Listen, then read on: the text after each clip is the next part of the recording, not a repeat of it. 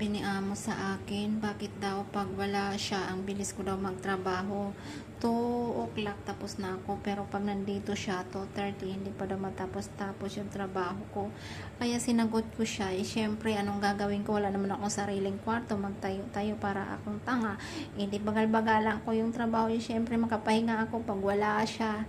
Tapos ganun, tapos ang dami niyang daldal sa akin, hindi daw pwede. So tumahimik ako ng 1 oras, hindi ako sumagot. Tapos sabay, ganun, sabay sabi ko, kung hindi ka masaya sa trabaho ko, lahat na sinunod ko. Ang ano mo, napaka high standard, lahat-lahat sinunod ko. Kung hindi ka masaya sa trabaho ko, i-terminate mo ako, may amo nala. Kay bigla man siyang napaiyak at napaluha, bigla akong naawa na matatawa ka talaga na hindi ako umimik. Sabi niya, hi, hello, hindi talaga ako umimik. Hinayaan ko siya, inasar ko talaga siya. Kaya matawa ka na lang, sinabi kong i-terminate mo ako kasi may amo na ako. Tapos naluha siya na naiiyak.